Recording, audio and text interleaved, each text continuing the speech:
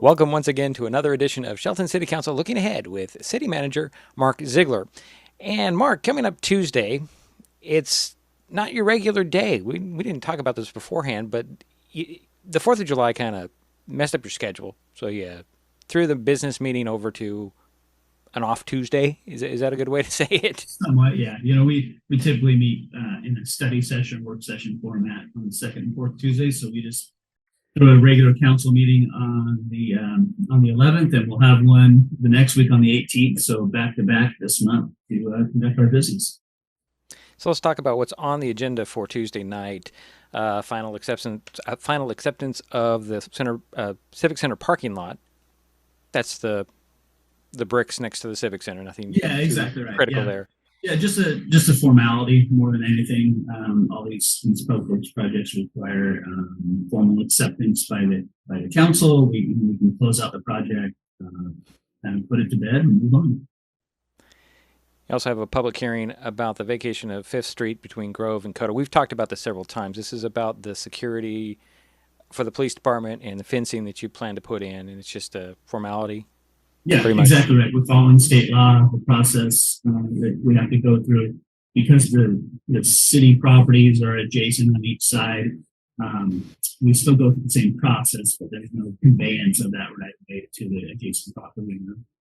So we will be closing off this street between Grove and Dakota and putting up some fencing to secure that parking area for our first responders and the citizens.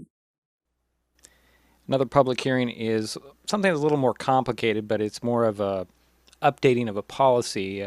Public hearing on repealing and readopting Chapter 2.56 relating to the police department, and you kind of explained it to me. It's more of just wordsmithing and updating the code. Is that what it is?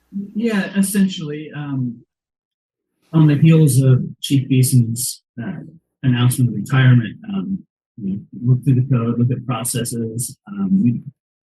Unfortunately, we don't have the time to go through the entire code all the time. So it's usually when something comes up, right?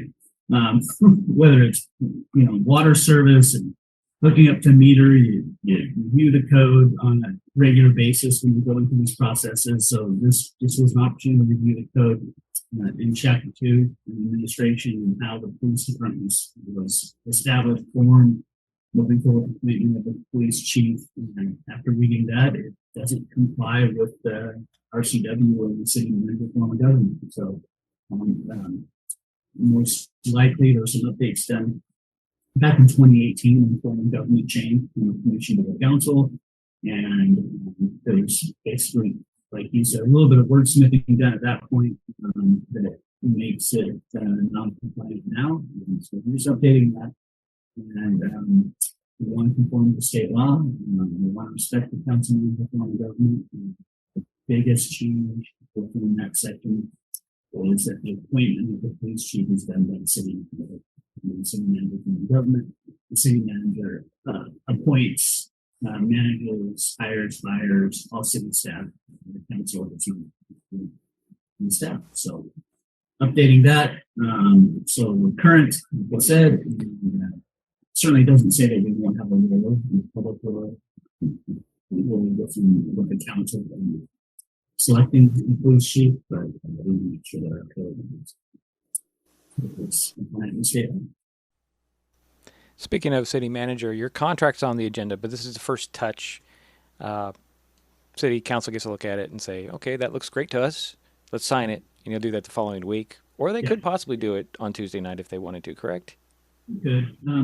Typically, we like to, we have our 3-touch rule, whereas the council sees it those 3 times. So it goes on the business agenda first, and the following meeting, the action agenda. We're not in a hurry to push this through necessarily.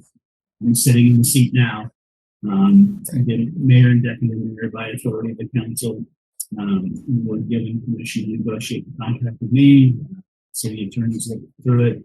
We're all ready to move forward. So this will be the first time the entire council will see me with that, and that finalizes my employment. All right, that's all on the agenda, plus a couple other things on Tuesday night. It's the 11th, but it's a business meeting, 6 o'clock in the courtroom at the Civic Center, online via Zoom if you want to participate that way, or you can catch it on the city's YouTube channel.